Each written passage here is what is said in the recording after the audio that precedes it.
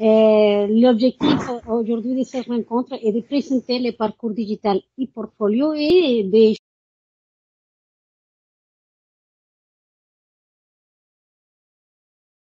d'échanger sur comment accompagner les étudiants dans cette démarche. Comme vous le savez, l'EPF souhaite que tous les élèves utilisent tout au long de leur parcours académique les portfolios numériques. Donc, pour cela, nous avons développé un cours digital d'auto-apprentissage sur Moodle pour justement pour favoriser l'autoréflexion et sensibiliser les étudiants à la notion de compétence et à la utilisation et l'appropriation de l'outil du portfolio Karuta. Comme d'habitude, nous allons enregistrer ce webinaire et vous pouvez poser des questions. Irina vient de vous envoyer les liens au class ou sinon sur le chat.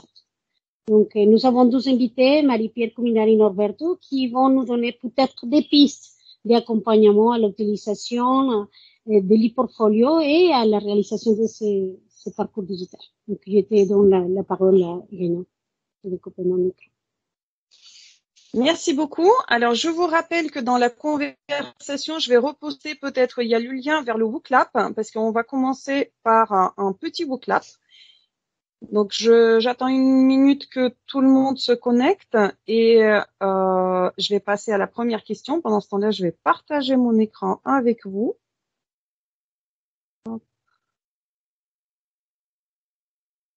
Pardon.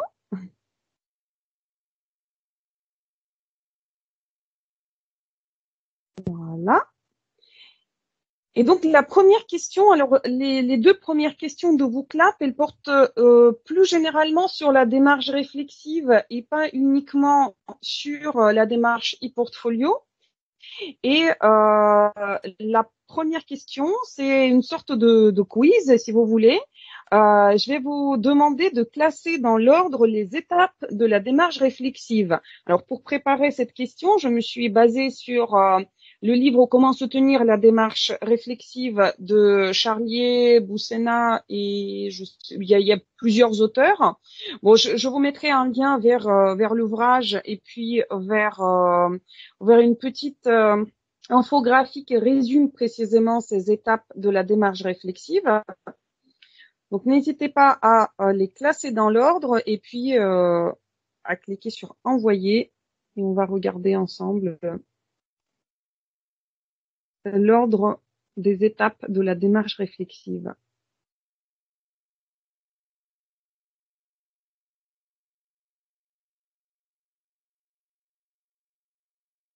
C'est normal que j'ai pas le lien sur le chat. C'est ça. Je l'avais tout à l'heure, je l'ai plus, je l'ai perdu.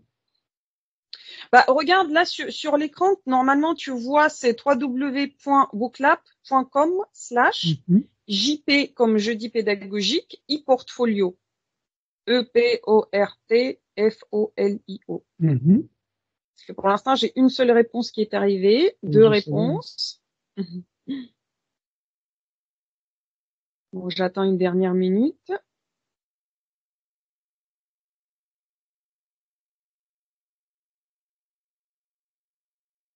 On va dire que 5 réponses, c'est déjà bien. Je vais tout de suite vous montrer les résultats.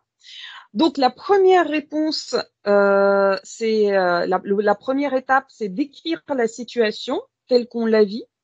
Ensuite, de la problématiser, donc voir qu'est-ce qui va pas, dans cette situation, qu'est-ce qui peut être amélioré.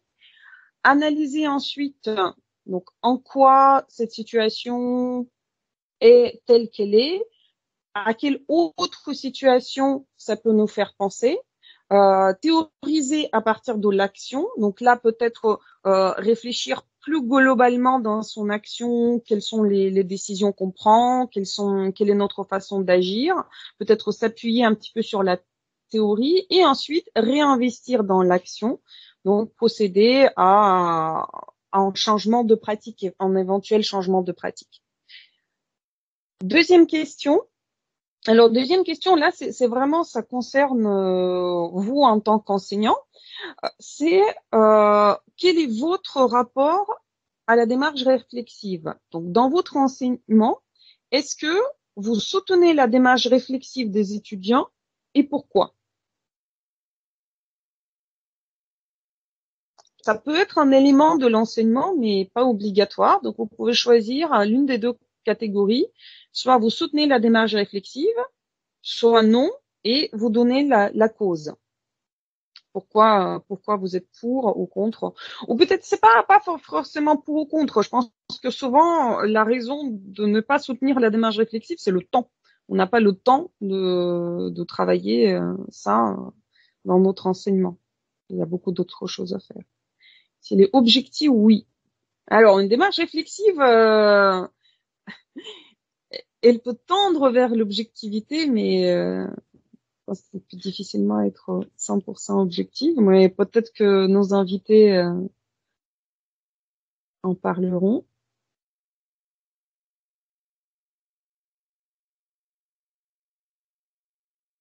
Alors là, peut-être que je me suis mal exprimée. Effectivement, la démarche réflexive, dans le sens, la démarche méta-réflexive, réfléchir à son propre travail, à sa façon d'apprendre, à sa formation. Alors là, apparemment, tous les participants soutiennent la démarche réflexive. Donc, il n'y en a pas qui ne le font pas. Il y a des descendre ici. Hop.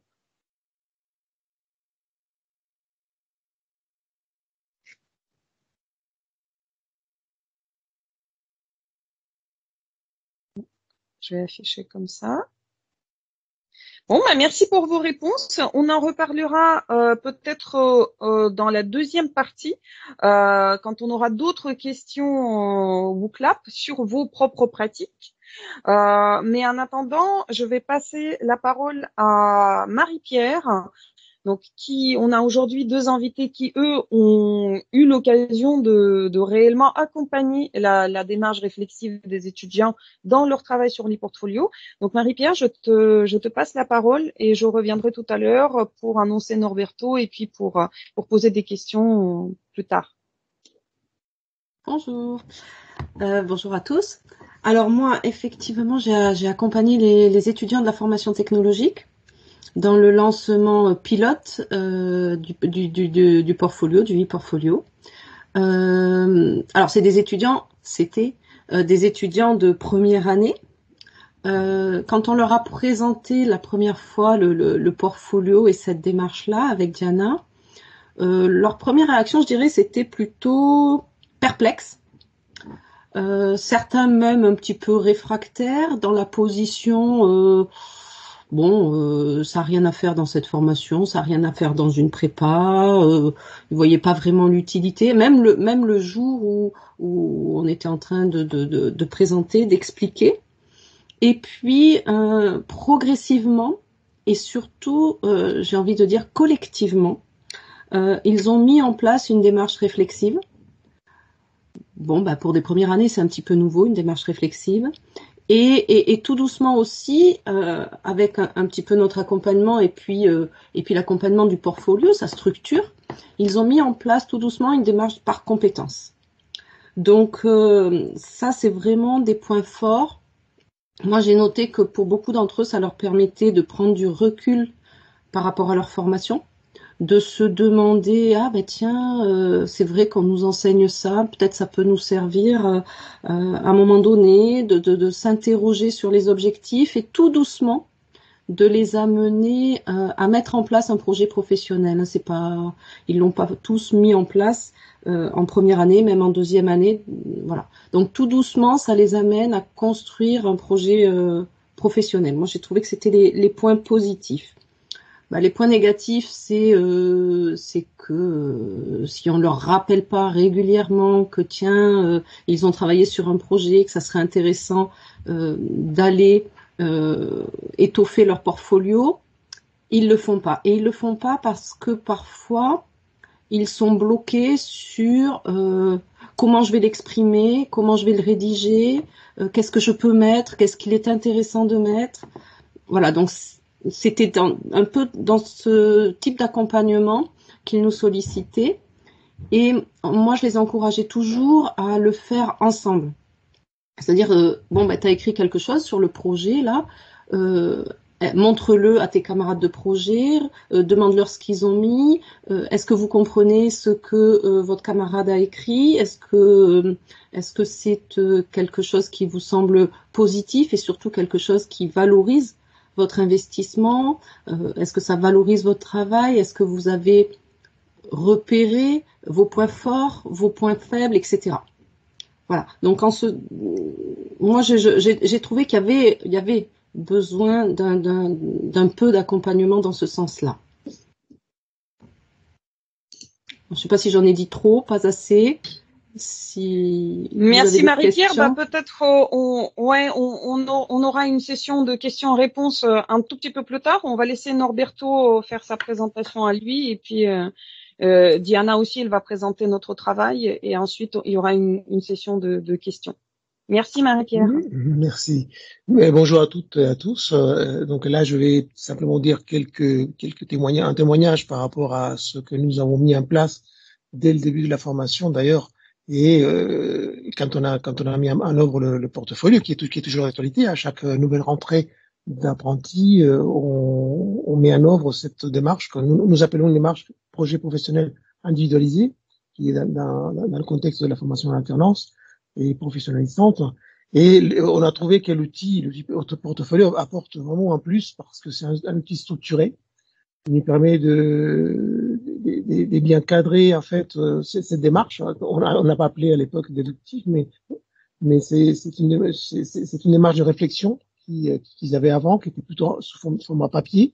Et aujourd'hui, c'est vrai que l'outil portfolio, il nous donne déjà un cadre bien précis, et surtout aussi toutes les fonctionnalités telles que pouvoir sauvegarder des annales, enfin garder un peu la mémoire de la formation. Et c'est vrai que par rapport à cette mise en place de portfolio, je pense que ça va être la même chose pour tous les étudiants, hein, que ce soit un statut étudiant, un statut apprenti, une formation continue, etc.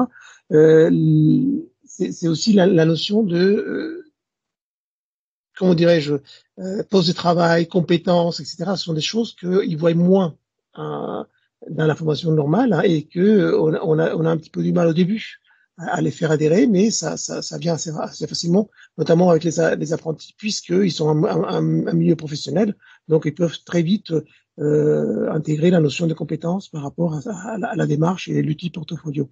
Qu'est-ce que nous avons mis en place donc par rapport à ces séquences des réflexions?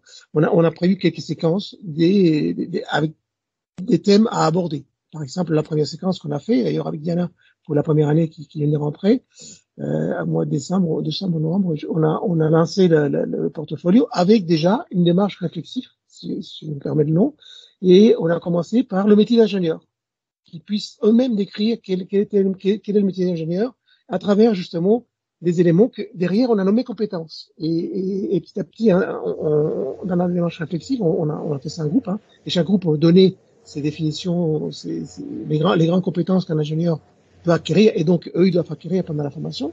Et donc là, c'est vrai que une fois qu'on a un thème des débats, et on leur donne les moyens de débattre et puis les accompagner, c'est très productif. Et là, on met en œuvre le portfolio. Je pense que là, ce que vous avez mis en place aujourd'hui, de faire une auto-formation et non pas avoir besoin de les accompagner, faire des séquences des numéros 2, ça va être très chronophage par rapport à l'emploi du temps. C'est toujours pareil, il faut trouver des créneaux. Nous, on l'avait fait dès le début. On a un créneau qui est en fait un petit module qui a un OCTS en fin d'année. Et ceci permet bien sûr de les faire adhérer, entre guillemets, parce qu'ils sont obligés.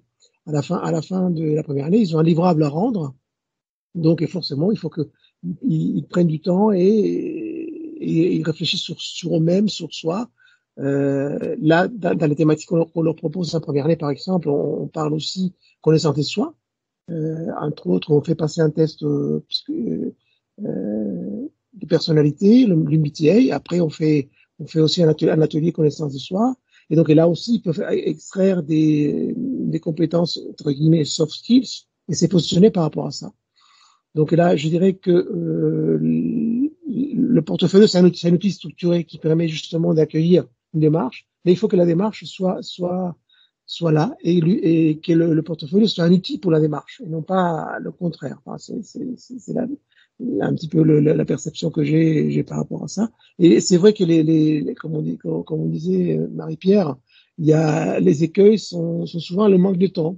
Et là, la motivation aussi pour remplir un portfolio. J'ai sur une promo d'une trentaine d'apprentis, la moitié s'investissent pas mal, à tel point qu'ils se posent même des questions dès leur alternance, et on en a certains, grâce à cette démarche des projets professionnels, ils ont voulu changer d'entreprise au cours de la formation parce que ça correspondait plus à leur projet professionnel tel qu'ils le voyaient plus tard. Donc il y a des points positifs, c'est-à-dire que les étudiants et les élèves sont devenus acteurs de leur formation, et si on arrive à ça, c'est gagnant. Mais c'est vrai que c'est pas évident, et notamment nous, nos volumes d'étudiants sont pas très important par rapport à la première année généraliste, par exemple, à Sceaux ou autre. Mais c'est vrai que le faire à l'auto-formation, ça pourrait justement alléger le côté temps passé avec eux. Mais la démarche, je pense qu'elle est toujours très intéressante, notamment que pour nous aussi, nos étudiants, ils doivent choisir une option, une majeure. Et là aussi, la démarche réflexive peut se faire assez rapidement pour qu'ils puissent tâtonner, pour qu'ils puissent mettre en place des actions pour découvrir, pour comprendre des compétences, pour être aussi un peu conscient de ce qu'ils font en formation. Donc là, je donne un témoignage un petit peu biaisé, entre guillemets, parce que c'est un peu coloré côté apprentissage, mais je suis prêt à échanger avec vous sur cette expérience. Je laisse la parole à Irina. Je ne sais pas si j'ai bien tenu le timing. Parfait, merci beaucoup. On va d'abord écouter, avant les questions, on va d'abord écouter Diana qui va me présenter donc ce projet de parcours d'auto-formation, parce que peut-être tous ceux qui sont là ne sont pas au courant de ce en quoi ça consiste. Donc je laisse la parole à Diana, et ensuite je vais revenir pour les questions-réponses. Si dans le public et il y a des questions, n'hésitez pas, écrivez dans le chat et je vais les poser tout à l'heure. Merci.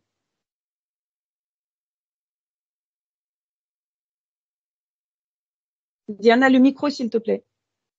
Donc, merci Irina. Je vais vous présenter les objectifs de ce parcours pour les étudiants, qui sont définir les enjeux de l'e-portfolio, valoriser les expériences académiques, professionnelles et personnelles, documenter le développement des compétences et préparer l'insertion professionnelle.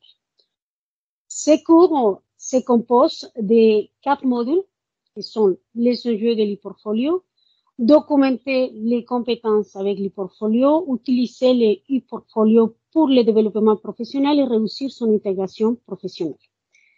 Dans chaque module, les étudiants vont trouver des vidéos explicatives accompagnées d'un petit quiz pour tester leurs connaissances, d'une vidéo tutoriel pour l'usage Karuta, d'une activité réflexive, d'un forum de partage et d'un rendu un devoir qui se base sur le travail sur l'outil e-portfolio Karuta.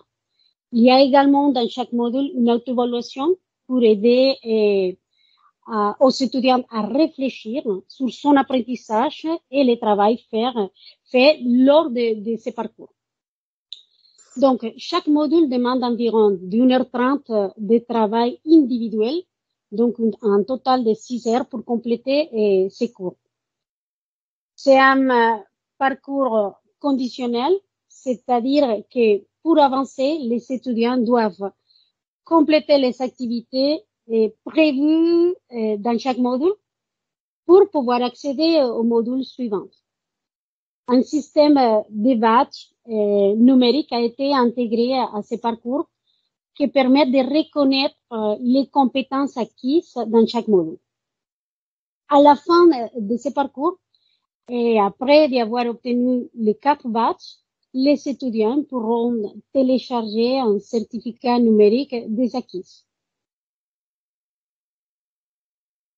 Ce parcours sera intégré dans les syllabus et sera obligatoire pour tous les étudiants de la formation généraliste à partir de la promotion de 2023.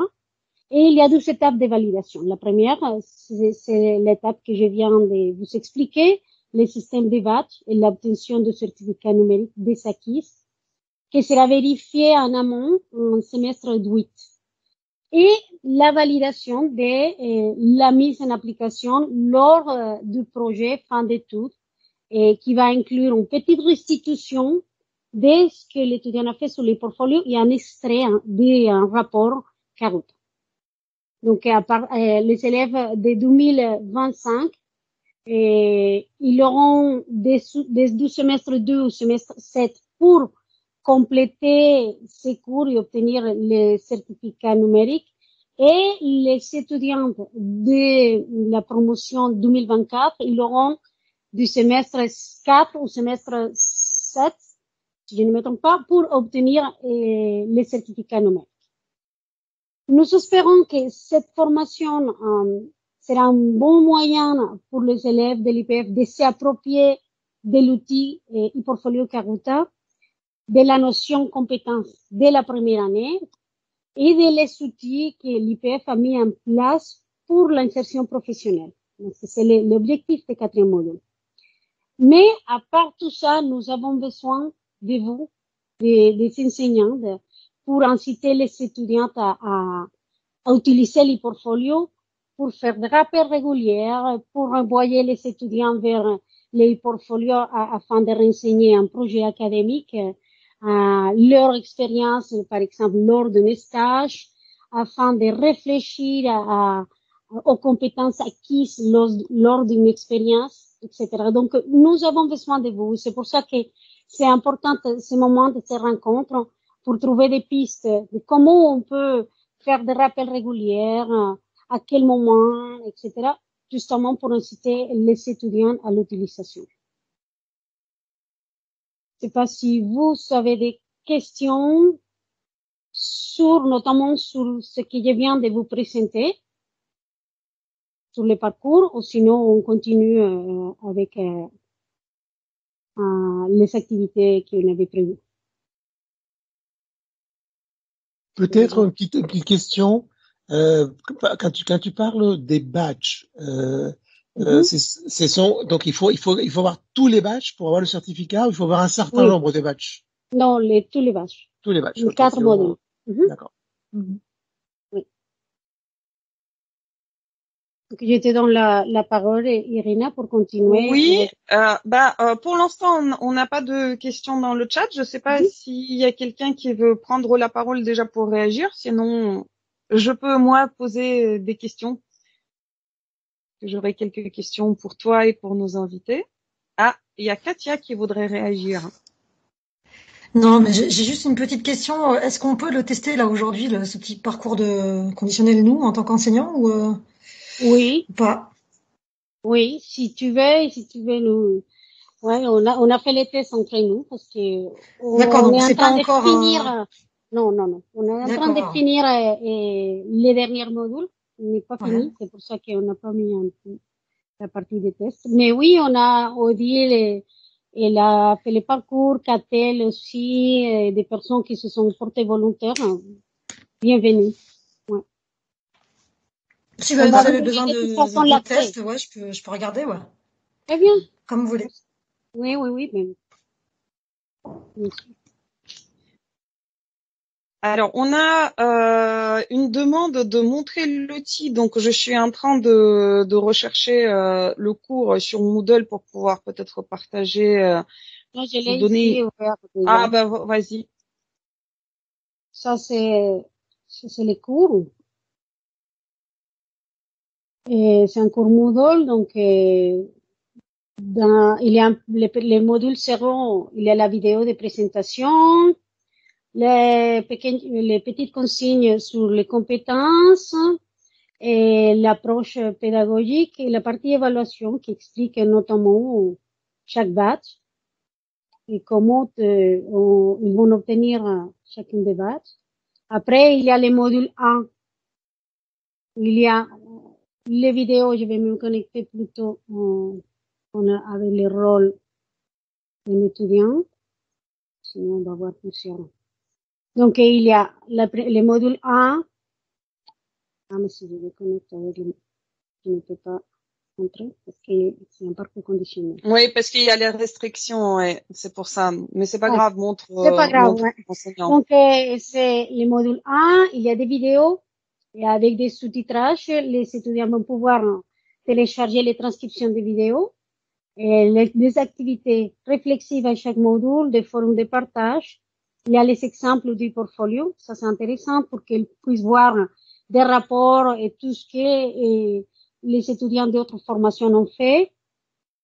Et il y a dans les 3 premiers modules aussi des vidéos tutoriels destinés à l'utilisation de l'e-portfolio. Et les rendus à faire, notamment le rendu, c'est quand l'étudiant il va faire son travail sur l'e-portfolio, par exemple, renseigner la première partie, compléter son profil, ou le deuxième module, renseigner des compétences, il va prendre une petite photo ou télécharger les rapports pour le mettre dans les rendus. Et il y a une auto-évaluation à chaque fois aussi, à chaque module. Et pareil pour le module 2, documenter ses compétences. Il y a les vidéos sur l'explication, c'est quoi une compétence, comment formuler une compétence, et la vidéo tutoriel, notamment sur l'outil. Et pareil, il y a les mêmes, un peu pareil, les mêmes activités rendues, les activités réflexives et l'auto-évaluation. Le module 3, ça correspond plutôt à la partie ma stratégie professionnelle. Donc, il y a la partie vidéo explicative, la partie vidéo tutoriel, les quiz. Il y a aussi des documents complémentaires si les étudiants vont un peu approfondir, et le rendu et l'auto-évaluation. Et nous sommes en train de finir le module 4.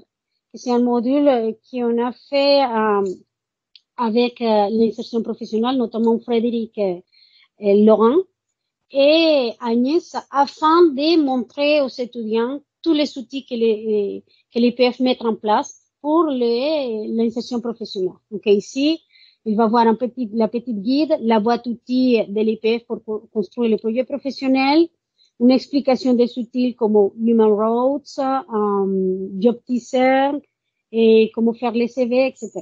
Et à la fin, les étudiants, une fois qu'ils ont complété tous les modules, ils vont pouvoir télécharger les certificats, le certificat numérique des acquis, que c'est un petit diplôme avec les noms de l'étudiant qu'il va présenter lors de les stages, la présentation du stage de PEF.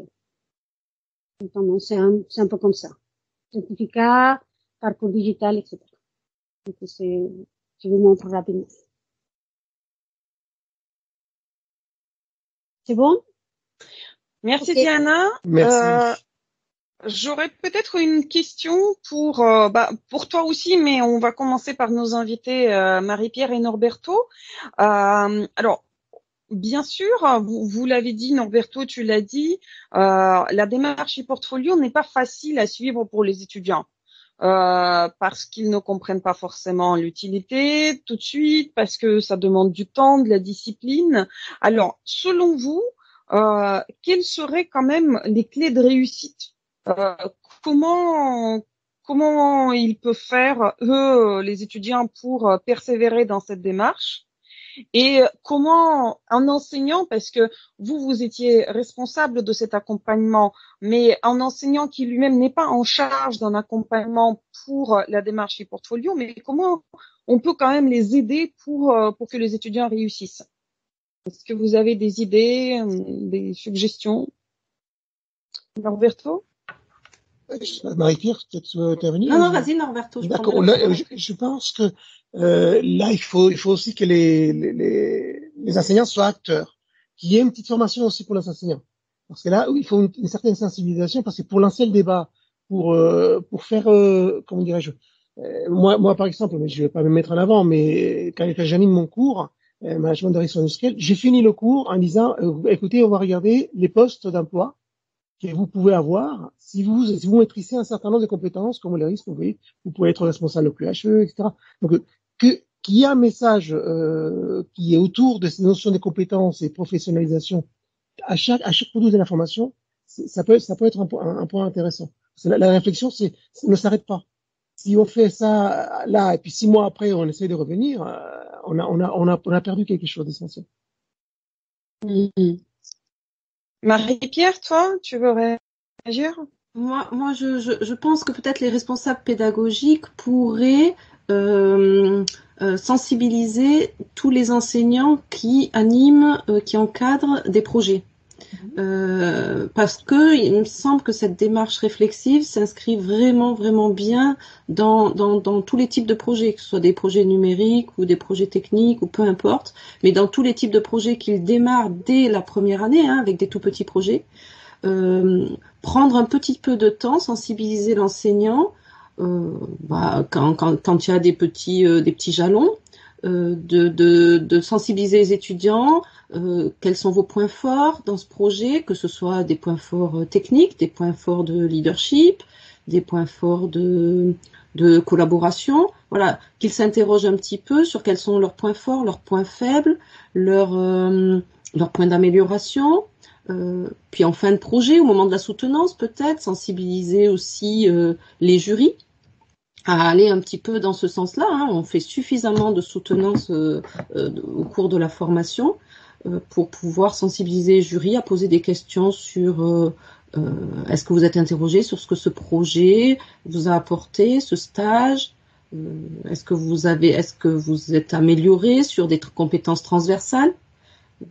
Enfin voilà, je pense qu'il y a un travail de sensibilisation, qu'il ne doit pas y avoir un accompagnant pour ce portfolio, mais que petit à petit, on le soit tous, soit tous sensibilisés à cette démarche, au fait que nos étudiants, voilà, les premières années, c'est la P 2025, donc ils postuleront sur des postes en 2025. Commencera à ce moment-là le monde du travail, voilà, les sensibiliser sur le fait que ce portfolio, ce e-portfolio, c'est un plus, c'est quelque chose qui les valorise, et ça, ils savent pas se valoriser globalement, donc les aider un petit peu comme ça, et je pense que chacun apportera sa petite touche, si on arrive à sensibiliser, au fur et à mesure, à sensibiliser tous les intervenants. Pour compléter peut-être aussi, et c'est intéressant parce que ça complète bien ce que disait Marie-Pierre, c'est aussi au moment de l'évaluation des projets fin d'année, mais aussi des stages, etc. On peut aussi inclure une petite partie, qu'est-ce que ça m'a apporté pour moi? Et la démarche réflexive est là. L'année dernière, je fais un projet, cette année, je refais un projet. Est-ce que je l'ai fait de la même manière? Est-ce que les exigences ont été pas les mêmes? Oui, j'ai dû prendre des responsabilités. Le planning, c'est pas un planning fait sous Excel, mais c'est plutôt de Microsoft Project. J'ai appris, j'étais un peu plus leader quelque part, et donc là qui est aussi cette démarche réflexive au moment de l'évaluation, parce que quand on évalue des connaissances, des compétences, et c'est une compétence de pouvoir mener aussi à bien une sorte d'auto-formation entre guillemets, c'est-à-dire que moi je vais être développeur informatique même en ayant le diplôme OPF généraliste et le faire à la fin de l'année, à la fin de mes 5 années. Donc là aussi je dois peut-être avoir un parcours pendant ma formation avec des stages plus orientés informatiques, avec un investissement plus fort dans la matière informatique, et qui est cette construction qui s'efface, comme on commençait à m'arrêter au début pour les projets, et éventuellement aussi à la recherche, quand je réfère sur un stage, qui est eux-mêmes, ils décrivent qu'est-ce qu'ils cherchent dans les stages. Et donc là, c'est en faisant carrément la lettre de motivation et leur CV, c'est par compétence, qui vont se dire, ouais, là, j'ai un trou, là. Mais par contre, oui, justement, je voudrais venir vous voir parce que j'ai envie d'apprendre. Donc là, peut-être dans ces mécanismes de réflexion, pourquoi je le fais, et puis action, je l'ai fait, ça a apporté quelque chose. Commencer par les stages et les projets, ça peut être plus simple, je pense. Mais... Merci. Marie-Pierre, tu voulais encore réagir?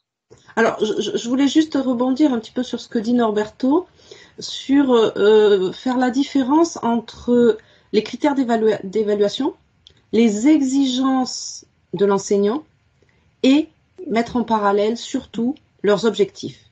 C'est-à-dire, je vais faire un stage, je dois rédiger un rapport avec telles et telles exigences, mais là, ils oublient leurs objectifs. Quels sont vos objectifs personnels dans la recherche de votre stage? Qu'est-ce que vous voulez acquérir? Qu'est-ce que vous voulez développer? Qu'est-ce que vous voulez améliorer? Ce sont des questions qu'ils ne se posent pas. Ils cherchent un stage parce qu'on leur a dit de chercher un stage. Je fais je prends l'exemple du stage, mais pour un projet, quels sont les objectifs personnels, vos objectifs personnels sur ce projet? C'est une question qui se pose pas. Voilà, ils vont chercher les critères d'évaluation, qu'est-ce qui va être noté, qu'est-ce qui est bien, qu'est-ce qu'on doit faire. Mais ils n'ont pas cette réflexivité-là. Donc, on peut les accompagner aussi. Et c'est vrai qu'au moment des soutenances, peu à peu, les sensibiliser peut-être à ça. Diana, est-ce que tu veux réagir aussi? Il y a Katia qui lève la main. Alors, je ne sais pas si c'est parce que elle l'a pas baissée ou... Katia, non, j'ai oublié de la baisser, mais moi, je suis assez d'accord avec le fait qu'à chaque fois qu'ils font quand même des stages et des projets, ouais, par exemple, moi, typiquement, je fais des projets en Python avec les premières années, les bachelors. Il faudrait à chaque fois que les enseignants leur disent pensez à remplir votre portfolio. Après, pas les forcément évaluer le fait comment est-ce qu'ils l'ont rempli et s'ils l'ont fait, et à chaque fois les inciter à le faire, quoi. Oui, mais si tu fais que les inciter à le faire, ils sont bloqués sur mais qu'est-ce que ça veut dire quoi? Qu'est-ce que je mets dans mon portfolio? Qu'est-ce que j'écris? Que j'ai fait. Oui, mais l'idée des cours, de ces parcours digital, c'est un peu de donner ça que tu viens d'évoquer, Marie-Pierre, de dire, dans ces parties-là, compétences, vous allez formuler en compétences de telle et telle façon. Dans ces parties-là de l'e-portfolio, etc. C'est pour ça qu'on a mis ensemble exactement le parcours digital. Très bien. Est-ce que ce serait pas, je peux permettre de prendre la parole, hein, c'est Sandrine, est-ce que ce serait pas envisageable de demander aux gens qui donnent des projets d'avoir un temps, peut-être 10 minutes, un quart d'heure à la fin des soutenances, où les étudiants sortent leur ordinateur, remplissent leur portfolio avec les points clés suite à la conclusion du projet. Et comme ça, on implique les enseignants et les étudiants se sentiront aussi bien concernés par ce e-portfolio et ça devient, au moins il y a un temps vrai qui est consacré sur ça. Oui, Katia, tu veux réagir à ce que dit Sandrine? Ouais, non, juste parce que si tu demandes aux étudiants de remplir leur e-portfolio à la fin de soutenance, c'est quand même une démarche réflexive, c'est quand même à eux de réfléchir, etc. Si le but c'est de noter les remarques des évaluateurs qui sont en face de, tu vois, pour moi c'est pas ça leur permet pas de réfléchir vraiment à ce qu'ils ont appris, ce qu'ils n'ont pas appris. Si tu leur demandes de le faire en live, quoi, disons. Oui, après à réfléchir, mais je pense qu'ils le feront. Ils le feront pas si on donne pas de temps consacré pour le. Ou alors oui, je suis d'accord avec toi. Ou alors leur demander de le faire en amont et peut-être pendant la soutenance présenter comment ils ont rempli leur e-portfolio à la fin, un truc dans le genre. Oui, il faut qu'on réfléchisse comment on peut le faire, mais dans tous les cas, avoir un temps consacré après le projet, c'est peut-être pas forcément directement après la soutenance. Faut voir comment les projets sont organisés. Après la soutenance, c'est pas mal qu'il y ait un débrief aussi des projets pour qu'ensuite ils puissent noter les points clés et identifier les compétences qu'ils ont pu acquérir pendant le projet. Et oui, à chaud, je suis d'accord avec toi. On n'est pas dans la démarche de réflexion. Peut-être si je permets de réagir avant de passer la parole à Norberto, juste effectivement, il faut peut-être dans ce cas-là guider la réflexion précisément vers ce que disait Marie-Pierre, quels sont mes objectifs, est-ce que je les ai atteints ou pas, vers quoi est-ce que je vais, quel est mon ressenti aussi des remarques que je viens d'entendre, parce que si on leur propose de remplir l'e-portfolio, effectivement, ça va aller plus vers l'expérience que vers la description de l'expérience, si tu veux, que vers la réflexion. Donc peut-être que dans ce cas-là, après la soutenance, on peut toujours proposer une activité réflexive, mais qui ne serait pas du coup celle de l'e-portfolio. Peut-être en livret réflexif ou autre chose. Ouais. Norberto, tu voulais dire autre chose? Simplement, oui, je crois qu'on a dit les choses qui sont, à mon avis, très intéressantes. C'est aussi peut-être au moment de l'évaluation. C'est quand on évalue, on est 6 dans un groupe et on évalue le groupe global et vous avez tous 15. Or que l'idée, c'est que chacun puisse s'approprier de son expérience, de son vécu pour extraire quelque chose. Et ça, c'est quelque chose que pourrait se faire, comme disait Sandrine, online ou offline. Mais il faudrait que ça soit fait. Et puis, en plus, le côté génial du portfolio, c'est que je peux même prendre mon rapport de stage, je le colle à mon portfolio, qui me sert des preuves de ce que j'ai dit, Oui, j'ai appris à utiliser Python parce que j'ai fait le projet Toto de la machine volante et c'est moi qui ai joué le rôle de programmeur d'Arduino et là on donne un peu plus de corps à la réflexion. Katia, tu voulais dire encore quelque chose?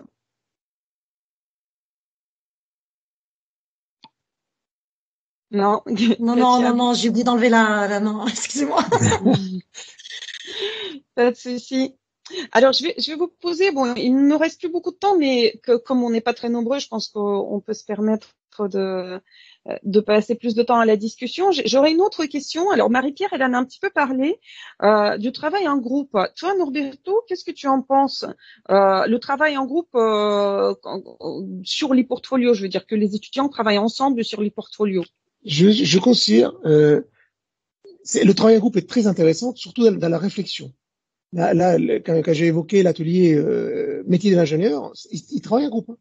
Je les compose à plusieurs, et puis entre eux-mêmes, ils vont. Et je leur dis, écoutez, n'allez pas sur Internet, c'est pas la peine d'avoir la définition de la CTI. Hein. Moi, je veux voir la vôtre pour qu'il y ait la réflexion. Et donc, ils font une synthèse sur des 5, et puis après, ils leur montrent eux. Et ce qui est paradoxal, c'est que on retrouve des éléments assez proches, et qu'ils les ont fait eux-mêmes, ce qu'ils ont entendu, oui dire, etc. Et dans la réflexion, je pense que c'est une grosse. Il y a au moins pour démarrer la réflexion, c'est important et partager. Et derrière, après, il y a le côté, j'analyse à nouveau ma première réflexion pour l'écrire, pour la rendre dans le portfolio. Mais c'est important la réflexion. Marie-Pierre, tu voulais ajouter quelque chose? Alors oui, moi je pense que c'est, moi ce que j'ai constaté, c'est que ça leur apportait beaucoup de confronter leur portfolio, confronter, comparer entre guillemets, mais de confronter, de partager leurs réflexions et puis de dire tiens moi j'ai noté ça. Est-ce que tu crois que ça me correspond? Est-ce que tu penses que ça me correspond? Est-ce que voilà, ils appréciaient ce genre de partage. Ça les aidait à avancer.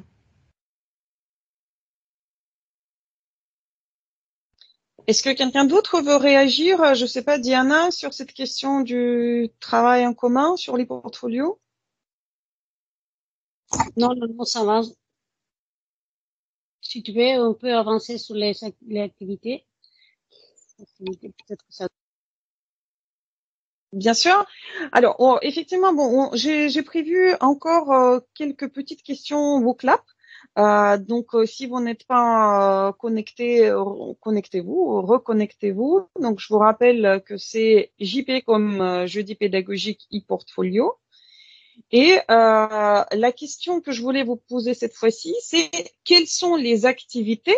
Donc, il y a le travail sur l'e-portfolio, mais plus généralement, quelles sont les activités qui soutiennent la démarche réflexive chez les étudiants? Donc, le fait de réfléchir à leur façon d'apprendre, à leur façon de travailler, à leur façon d'être. Oui, quelles sont les activités qu'on pratique en classe qui soutiennent la démarche réflexive? N'oubliez pas de cliquer sur envoyer. La recherche de stage.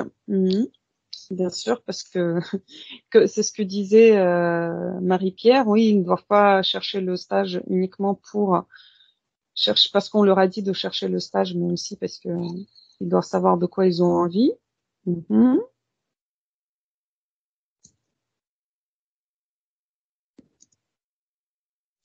Donc les projets, les BE, mais aussi les activités associatives. Effectivement, il n'y a pas que les activités académiques, oui, les soutenances orales. Comprendre ce qu'on veut par rapport à ce qu'il y a, oui. Donc ça peut être juste une question posée par l'enseignant dans un cours, hein, oui, pour réfléchir à ce qu'on veut par rapport à ce qu'il y a. Certains TP peut-être. Hein.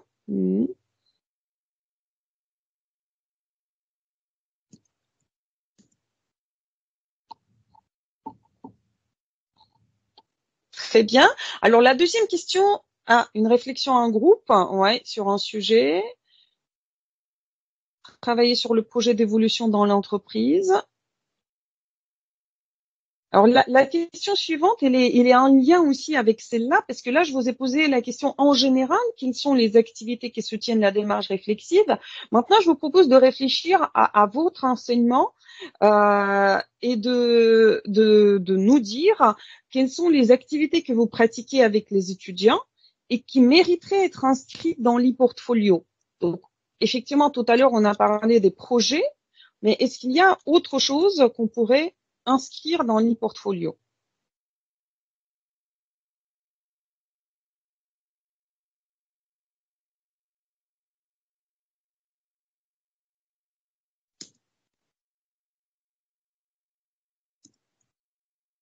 Alors, visite d'installation technique, effectivement.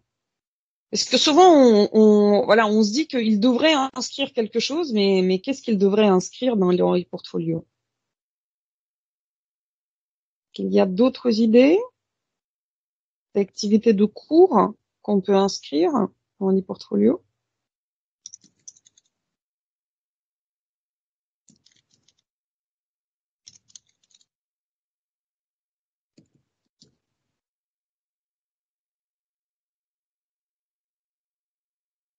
Voilà. Conférences externes à l'école, visibilité numérique, sont dans une activité où on rencontre de professionnels.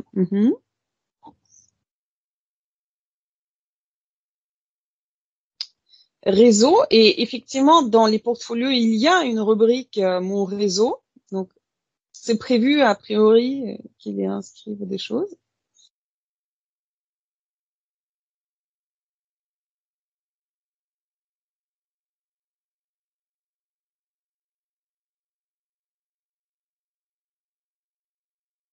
Très bien. Alors, je vous laisse, s'il y a encore des réponses, les envoyer. Je vais vous poser la dernière question.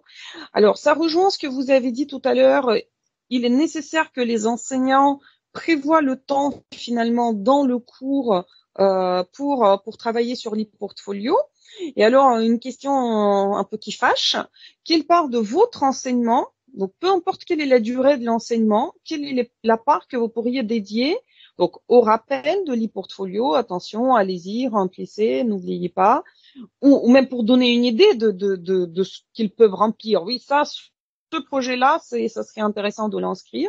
Au travail sur l'e-portfolio lui-même, en disant, bon, là, on a fait ce projet, maintenant, ici même, en classe, vous allez l'inscrire dans votre e-portfolio, ou peut-être aux autres activités méta-réflexives, donc, par exemple, en livret réflexif ou juste une question, leur poser une question, voilà, maintenant, quels sont vos objectifs personnels par rapport à cette activité. C'est aussi une activité qui favorise la démarche réflexive. Alors, selon vous, quel est le temps que vous pouvez consacrer?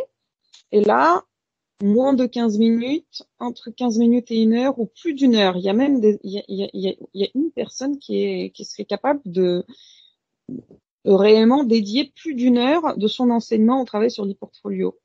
J'avais une question, c'est pour répondre, parce que s'il y a un module qui dure 30 heures et un module qui dure 180 heures, et on répond pas à la même chose. On répond les 15 minutes, c'est par rapport à une séquence pédagogique des 3h30. Alors, c'est sur l'ensemble des modules.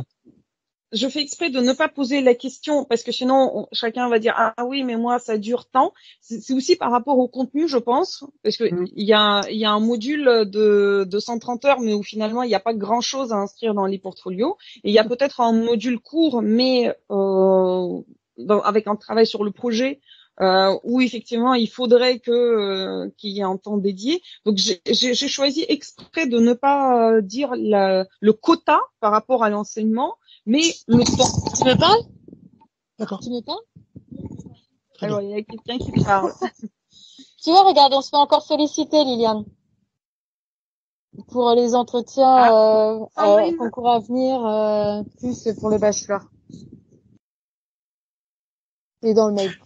Je pense qu'André a oublié son micro. Bonjour oui, j'ai désactivé. Bonjour Nadie, j'ai désactivé son micro. Écoutez, moi j'ai pas d'autres questions, donc il y a quand même, voilà, on voit que on n'a pas beaucoup de temps souvent dans notre enseignement pour ce travail sur l'e-portfolio. D'où peut-être la tentative aussi de la création de ce cours d'auto-formation. Diana, est-ce que tu veux prendre la parole pour Oui, je ne sais pas si c'est pertinent, mais je pense que la question de Jamina était plutôt concernant à l'outil portfolio. Donc, j'ai encore 5 minutes. Si vous voulez, je fais un petit, je vais vous présenter, même si on a déjà, je pense que vous connaissez tous l'outil portfolio, Karuta, mais sinon, je peux vous montrer rapidement les rubriques et à quoi ça ressemble l'outil. Qu'est-ce que vous en pensez? Ou c'est pas la peine? Ça dépend s'il y en a qui connaissent pas. Mais je sais pas si la question de Jamina était plutôt sur l'outil portfolio. Sinon, très volontiers, Diana, oui, peut-être 1 ou 2 minutes. Oui, ok. Donc, regardez, ça c'est les portfolios. Ça c'est l'outil Karuta e-portfolio. Donc, il y a à côté gauche la navigation, le menu de navigation et les rubriques. La première rubrique, c'est mon profil. C'est un e-portfolio de test. Il est rempli, mais les informations sont pas de vraies informations. Donc, il y a l'identité de l'étudiante. Il va remplir la partie, ce qui est une formation générale, mon parcours. Et la partie, les connaissances de soi, les points forts, les points faibles, et ce qu'il aime, qu'il n'aime pas, et la devise. Après, il y a la partie, ma formation, partie académique, où il peut choisir l'étudiant une formation IPF, et il peut choisir aussi une formation qu'il a fait ou qu'il est en train de faire en dehors de l'IPF. Il peut remplir dans la partie formation la partie informatique, les logiciels qu'il connaît, qu'il maîtrise ou qu'il est en train d'apprendre à maîtriser. À chaque fois, il peut ajouter autant de logiciels ou d'informations et de systèmes qu'il veut et de compléter des informations. Par exemple, il peut cliquer ici et faire la même chose. La partie langue, où il va renseigner les langues maternelles et il peut ajouter au fur et à mesure aussi des langues étrangères. La partie expérience, où il peut renseigner les expériences professionnelles. Je vous montre un peu à quoi ça ressemble. Il y a toujours l'année académique, l'entreprise, la ville, la date de début et date de fin, les noms de tuteurs. Il va réfléchir à l'émission principale, à la réalisation concrète. Ça, c'est partie plutôt réflexive. Les apports de cette expérience, c'est ce que j'ai appris après l'expérience, les points d'amélioration, des logiciels utilisés. Il peut ajouter aussi des documents de preuve, un rapport, etc. Et il peut ajouter autant de formations, des expériences comme il le souhaite. Ajouter, pareil pour les expériences associatives, internationales, personnelles. Il y a aussi les projets académiques qu'on a inscrits sur ces rubriques pour renseigner justement les projets académiques et projets de cours. Donc, pareil, la partie réflexive, les résultats atteints, les réalisations concrètes, les apports, toujours en traitant, on essaye de faire les liens entre les expériences et les compétences acquises. Et il y a la partie, les apports de cette expérience, les points d'amélioration, les logiciels, bon, la partie de travail en équipe, et on peut aussi ajouter au fur et à mesure des preuves, des rapports, des présentations, etc. Et il y a une rubrique destinée aux défis, aux challenges de l'étudiant, par exemple, un défi qui concerne l'apprentissage des langues, de maîtriser une langue. Il y a la description, comment la partie réflexion, comment l'étudiant il pense qu'il peut relever ces défis et quelles sont les actions qu'il va mettre en place pour les défis. On peut faire aussi un bilan, si le défi est relevé ou pas. La partie compétences. Et dans cette partie, l'étudiant, l'idée, c'est qu'il ajoute des compétences librement. Et quand on aura les référentiels compétences de l'école, l'étudiant, il va pouvoir choisir entre les compétences disciplinaires ou transversales, les compétences qu'il va renseigner. Donc, à chaque fois des compétences il va argumenter pourquoi il pense avoir acquis les compétences et il va se positionner. Est-ce que c'est une compétence maîtrisée, acquise ou en cours d'acquisition.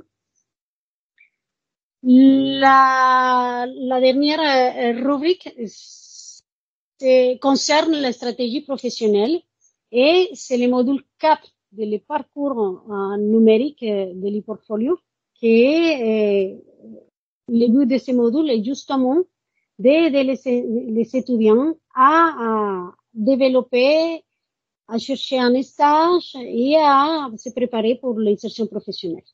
Donc, il y a la partie réseau que vous avez évoquée tout à l'heure, la partie mon projet professionnel.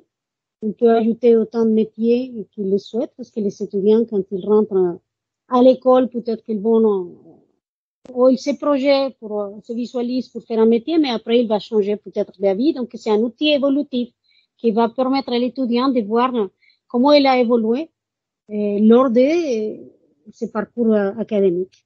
Il y a la partie ma recherche de stage emploi.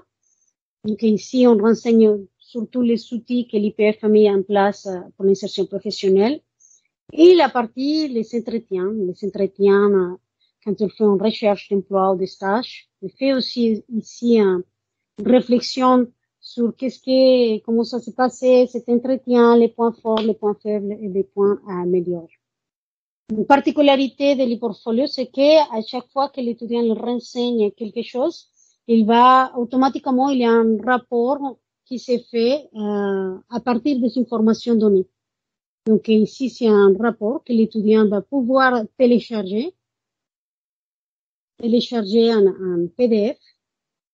Vous voulez ici, vous voyez, avec les compétences, avec tout ce qu'elle a renseigné. Et il y a la partie ma base de CV, que c'est intéressant, parce que l'étudiant va pouvoir aussi avoir une base de CV avec toutes les expériences qu'il a renseignées. Ici, il n'y a pas d'expérience, je n'ai renseigné que la première. Les projets réalisés, les compétences. Donc, c'est intéressant parce que une fois que l'étudiant est en train de chercher un stage, un emploi, il va pouvoir piocher entre les compétences qu'il a renseignées pour justement préparer son CV et pour les métiers qu'il cherche ou les stages qu'il cherche. Donc, c'est un aperçu rapide de l'e-portfolio.